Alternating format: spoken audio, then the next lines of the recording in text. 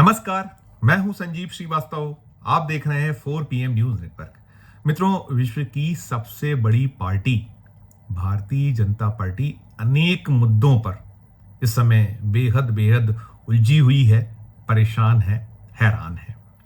कई मसले हैं और सबसे प्रमुख यदि कोई बात करें तो जो वक्फ संशोधन कानून है 2025, जिस एक मंतव्य के साथ भारतीय जनता पार्टी की सरकार, केंद्र की सरकार लेकर आई थी, एनडीए की सरकार, वो कहीं उल्टा पड़ता हुआ नजर आया है।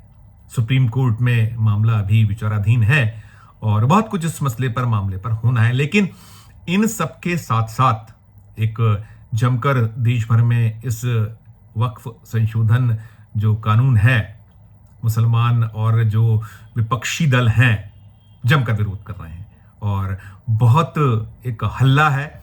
और तमाम हल्ले के बीच और भी मामले हैं। जैसे मैंने कहा, एक जो विश्व की सबसे बड़ी पार्टी भारतीय जनता पार्टी स्वयं को कहती है, लेकिन उसका जो अध्यक्ष चुनाव है, अध्यक्ष पद का जो राष्ट्रीय अध्यक्ष पद का चुनाव है, वो हो नहीं पा रहा है, वो भी अटका हुआ है। और बहुत सारे ऐसे विषय हैं जिस पर संघ और भारतीय जनता पार्टी के बीच बात ना बनने की खबरें निरंतर आ रही है। अब यह पता चला है कि आज 22 अप्रैल का दिन है और जब मैं आज सुबह ये वीडियो बना रहा हूं तो सूचना ये है कि आज झंडे वाला जो दिल्ली में राष्ट्रीय स्वयंसेवक संघ का एक कार्यालय है, वहां बहुत अहम बैठक भारतीय जनता पार्टी और संघ के जो लीडर हैं इनके बीच होने वाली है, ये सूचना है। और बहुत जो खास जो विषय है उसमें अध्यक्ष का कहीं जो नाम है उसको लेकर बात होने की सूचनाएं हैं, संकेत मिले हुए हैं और जो सूचनाएं लगातार बनी हुई हैं, हम देख रहे हैं, बहुत दिन से चल रहा है। और कहा यही जा रहा है कि संघ जो भारतीय जनता पार्टी यदि आज है तो वो मोदी और शाह की बीजेपी है। मोदी शाह जैसा अब तक अपने मन का अध्यक्ष बीते 11 सालों से बनवाते चले आ रहे हैं, इस बार बात इसलिए नहीं बन पा रही कि संघ अड़ा हुआ है। वो चाहता है कि अब अध्यक्ष जो है वो दोनों की मर्जी का हो और बहुत सारे नाम चल रहे हैं, अलग अलग नाम है। और इन सब के बीच जो 80-20 की बात भारतीय जनता पार्टी करती है या जो संघ का भी हिंदू राष्ट्र का नारा है, तो जो परिदृश्य है, इस परिदृश्य में कहीं मुसलमान भी जो हैं, करीब 22 करोड़ के आसपास मुसलमान देश में हैं, तो उनमें भी जो ऐसा कुछ एक वर्ग है जो कहीं बीजेपी अपने पक्ष में कर सकती है अलग अलग तरीकों से, वो गुंतारा जो उसका रहता है उसकी कोशिश लगातार चल रही है। पसमानदा मुसलमानों पर बहुत निगाह नजर रही है। और अभी जो वक्फ संशोधन जो कानून बना है, इसे लेकर बार बार बीजेपी यही कह रही कि ये तो मुसलमानों की भलाई के लिए है, जो गरीब मुसलमान है। वक्फ की संपत्तियों को जो खुर्द-बुर्द किया जाता है, हड़प लिया जाता है, उससे निजात दिलाने का ये कानून है। लेकिन फंसा हुआ है मामला। तो अब ये भी एक बात निकल कर आ रही है कि भारतीय जनता पार्टी और राष्ट्रीय स्वयंसेवक संघ मुसलमानों को संदेश देने की कोशिश में भी है, जुगत में भी है। हालांकि हम देखते हैं, पाते हैं कि जो भारतीय जनता पार्टी दावे भले ही करे, लेकिन उनके यहाँ मुसलमानों की स्थिति है क्या? टिकट वे देते नहीं है, आगे वे बढ़ाते नहीं है। मुख्तार अब्बास नकवी या शाहनवाज हुसैन जैसे चेहरे कहीं कोने में पड़े हुए हैं। लेकिन अभी निकला ये है कि कुछ एक बड़ा कर सकती है, कुछ ऐसा हो सकता है जो अचानक जैसा रहता है कि मोदी शाह चौंकाते हैं, तो वैसा कुछ चौंकाने वाला कुछ अभी जब भारतीय जनता पार्टी की राष्ट्रीय इकाई या संगठन में जिस तरीके की नियुक्तियां होनी है, उसे लेकर कुछ बड़ा देखने सुनने को मिले। और अभी जो नाम चल रहे हैं भारतीय जनता पार्टी के राष्ट्रीय अध्यक्ष पद के लिए, उसमें शिवराज सिंह चौहान जो मध्य प्रदेश से आते हैं उनका नाम बड़ी प्रमुखता से लिया जा रहा है। सुनील बंसल है उत्तर प्रदेश से, उनका नाम लिया जा रहा है। धर्मेंद्र प्रधान का नाम है जो उड़ीसा से आते हैं, या रघुवर दास झारखंड से आने वाले, अलग अलग नाम है। ऐसे अगर महिलाओं को लेकर भी बात है कि महिलाओं पर भी दांव खेल सकती है जो बीजेपी है, अलग संदेश देने की कोशिश हो सकती है, तो उसमें स्मृति ईरानी बहुत लंबे वक्त से हाशिए पर हैं। खासकर जो वो चुनाव हार गई थी उत्तर प्रदेश में, राहुल गांधी को हराने वाली, उन्होंने एक अलग जो है अपना मुकाम हासिल किया था, बनाया था। और फिर वहीं जो है वो राहुल गांधी के जो चुनाव के कभी मैनेजर हुआ करते थे, उन्होंने हराया इस बार 2024 का चुनाव। तो वो भी एक बड़ी स्थिति है और उनका नाम कहीं है और ये माना जा रहा है कि मजबूत चेहरा वो हो सकती हैं। साथ साथ कहीं जो वानती श्रीनिवासन, उनका नाम है, जो बीजेपी महिला मोर्चा की राष्ट्रीय अध्यक्ष हैं, तमिलनाडु से आप आती हैं। और इन्होंने 2024 के चुनाव में कमल हसन, जो एक बड़ा चेहरा फिल्मों का, चाहे वो साउथ की फिल्में हो और हिंदी फिल्मों में भी कमल हसन जाना पहचाना चेहरा है, उनको हराया था, तो इनके नाम की चर्चा है। साथ साथ कहीं जो तिमी लिसाई हैं, सौंदरराजन, उनके नाम की चर्चा, ये भी तमिलनाडु से आती हैं। फिर डी पुरंदेश्वरी, ये एनटी रामाराव की बिटियां हैं, आंध्र प्रदेश से आती हैं और टीडीपी को ये बिलोंग करती हैं और एक अच्छी ओजस्वी वक्ता के तौर पर इनकी पहचान है। तो इनके नाम की भी बहुत सारे नाम हैं। हालांकि भारतीय जनता पार्टी के जो झोली से निकलने वाले नाम अक्सर चौंकाया करते हैं, तो ये नाम अपनी जगह चलते हैं। ये भी एक सूचनाएं हैं कि बीजेपी जो नैरेटिव है, विपक्ष जिस तरीके का नैरेटिव बनाया हुआ, उसका कोई काट ढूंढ रही है। और इसी के चलते, और बाकी तो है ही कि राष्ट्रीय स्वयंसेवक संघ वर्सेस बीजेपी, जो मोदी शाह हैं, इनके बीच में कहीं इस बात को लेकर द्वंद्व छिड़ा हुआ है कि अब और जो आपकी मर्जी का तो कम से कम एक तरफा नहीं, जो धर्मेंद्र प्रधान या जिस तरीके के नाम है, बहुत सारे नाम हैं, तो कहीं ना कहीं पेच फंसे हैं। लेकिन अब ये सूचनाएं हैं कि कुछ जो राज्यों में अध्यक्ष पद के चुनाव होना है, क्योंकि अध्यक्ष पद का एक क्राइटेरिया है, बीजेपी के जो चुनाव होते हैं राष्ट्रीय स्तर पर अध्यक्ष पद के, उसके लिए क्राइटेरिया, उस क्राइटेरिया को पूरा करने के लिए कुछ राज्यों में भी अध्यक्षों के चुनाव, अध्यक्षों के पदों पर नियुक्तियां होनी है। तो निकल कर यह है कि जो करीब आधे से पौन दर्जन के आसपास जो राज्य हैं, भारतीय जनता पार्टी जहां चुनना है, तो वहां को लेकर चुनाव का जो एक ऐलान है आजकल में, 1-2 दिन में हो सकता है। पहले वहां अध्यक्षों के चुनाव होंगे और फिर इसके बाद इस माह के अंत तक या फिर मई के पहले सप्ताह में राष्ट्रीय अध्यक्ष देश को बीजेपी दे देगी, ऐसी सूचनाएं है, सुबुगाट है।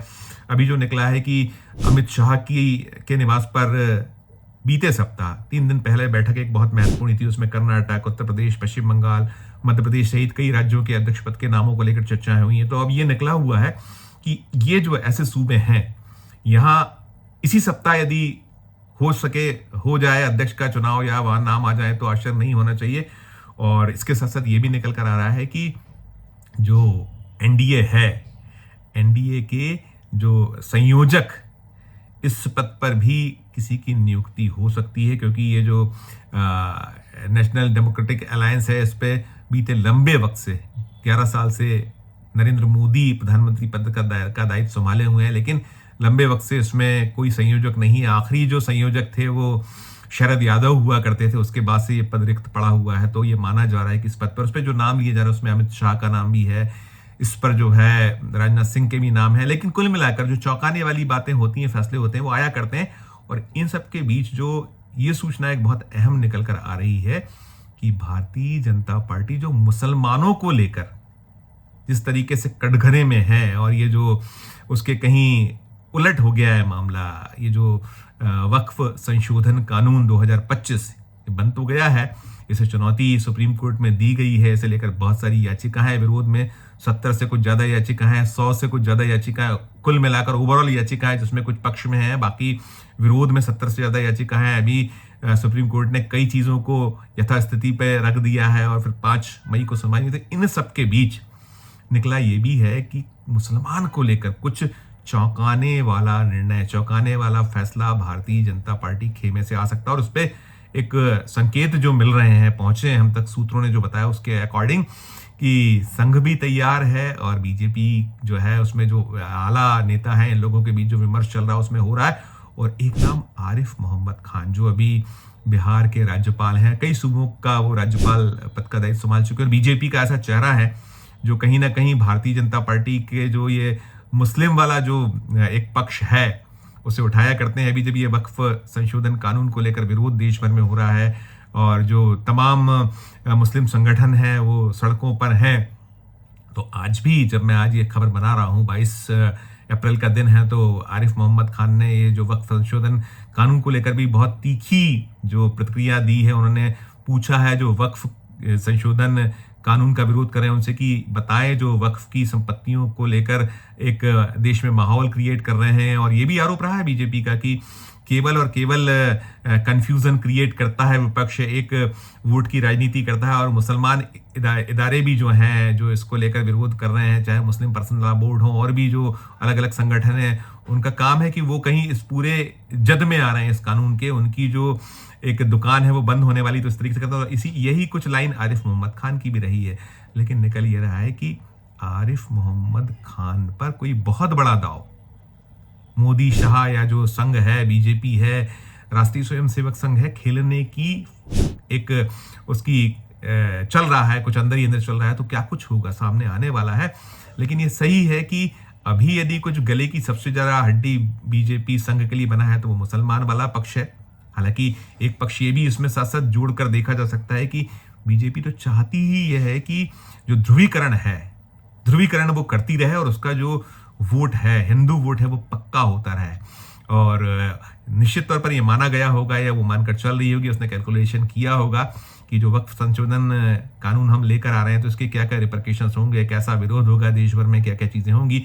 और इसका जो दूसरा पहलू है सिक्के का कि कैसे जो हमारे सनातनी वोट हैं, हिंदू वोट हैं, या जो इस नाम पर सभी इकट्ठे हो जाते हैं एक छाते के नीचे, तो वो भी एक गुंतार और दृढ़ बुने। लेकिन इन सब के बीच ये सूचना कि मुस्लिमों को मनाने के लिए किसी मुस्लिम नेता को बीजेपी आगे करने वाली है, वो किस तौर पे करती है, संगठन में स्थान मिलता है या फिर सत्ता में उसको कहीं कोई प्रमुखता के साथ में स्थान दिया हो सकता है, आरिफ मोहम्मद खान को कोई बड़ी भूमिका केंद्र की सरकार में, मोदी की सरकार में मिल जाए, कुछ भी हो सकता है, या और भी मुस्लिम चेहरे हैं उनको हो, या संगठन में कोई ऐसी महत्वपूर्ण भूमिका दायित्व दिया जाए जिससे कि मुस्लिमों में संदेश जाए। एक चीज ये है। दूसरा, कहीं ये भी एक निकल कर सामने आ रहा है कि जो दीपक विस्पुते का नाम है, बहुत है कि जो बीजेपी अपनी राष्ट्रीय इकाई अध्यक्ष घोषित करेंगे उसके बहुत शीघ्रता के साथ में उनकी कार्यकारिणी घोषित हो जाएगी। तो निकला है कि दीपक विस्पुते राष्ट्रीय संगठन के महासचिव हो सकते हैं। उनका नाम है। संजय जोशी को लेकर बहुत एक बात बनी हुई है कि संजय जोशी को कोई बहुत अहम भूमिका मिलेगी, लेकिन दीपक विस्पुते यदि राष्ट्रीय संगठन जो बीजेपी के महामंत्री हो जाते हैं तो फिर कोई जगह बहुत खास बचेगी नहीं संजय जोशी के लिए। और ये भी निकल कर आ रहा है कि जो भी अध्यक्ष बनेगा, जिसे भी दायित्व दिया जाएगा, तो जो कार्यकारिणी बनेगी राष्ट्रीय स्तर पर, उसमें 33% महिलाओं को जगह मिलना तय है। ये भी एक निकल कर आया, संदेश देने का प्रयास होगा, क्योंकि भारतीय जनता पार्टी एक बिल लेकर आई हुई है जिसमें लोकसभा और विधानसभाओं में जो चुनावी प्रक्रिया उसमें 33% आरक्षण की बात है, उसे 2029 के बाद लागू करने की बात हुई है। लेकिन बीजेपी अपने संगठन से इसकी शुरुआत कर सकती है, ये भी सूचना है। तो कुल मिलाकर स्थिति बड़ी एक रोचक सी है और अब देखने वाली बात है। बहुत लंबा वक्त हो चुका है। जो जेपी नड्डा है, 3 साल का कार्यकाल होता है जो बीजेपी के राष्ट्रीय अध्यक्ष पद का है, उनका जो जनवरी 2023 में कार्यकाल खत्म हो गया था, फिर लोकसभा 2024 के नाम पर उसे बढ़ाया गया और 2024 लोकसभा चुनाव को भी लगभग साल भर होने वाला है। अभी तक वो नया अध्यक्ष बीजेपी तय नहीं कर पाई, तो उसे लेकर भी बड़ी भद्द पिट रही है। उसको बार बार कटघरे में विपक्ष भी खड़ा कर रहा है और ये सवाल भी हो रहा है कि दुनिया की सबसे बड़ी पार्टी अपना एक अध्यक्ष नहीं खोज पा रही है, तो क्या कुछ होगा, क्या कुछ निकल कर आएगा, ये बहुत शीघ्र सामने आने वाला है। ऐसी सुबुगाहट बनी हुई है। और ये है ही कि बीजेपी के जो ये मोदी शाह हैं, जिनके अब कहा भी जाता है कि ये तो मोदी शाह की बीजेपी है, तो कुछ भी फैसले आते हैं बड़े चौंकाने वाले होते, तो क्या कुछ होंगे वो सामने आएंगे। लेकिन हाँ, कुल मिलाकर अब उधेड़बुन बहुत तेज है और ये कहा जा रहा है कि फैसले की घड़ी निकट है। क्या कुछ होगा जो सामने आएगा वो हम आप तक पहुंचाते रहेंगे, निरंतर आप तक हर खबर देते रहेंगे।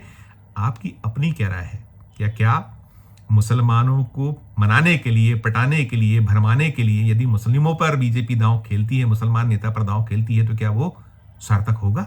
टिप्पणी कीजिएगा इस वीडियो के कमेंट बॉक्स में जाकर, और अच्छी लगे खबर तो चैनल को लाइक कीजिएगा, सब्सक्राइब कीजिएगा, ज्वाइन का बटन दबाइएगा तो हमारी हौसला अफजाई होगी। प्यार उससे में रखिए और देखते रहिए 4 PM न्यूज नेटवर्क। धन्यवाद, नमस्कार।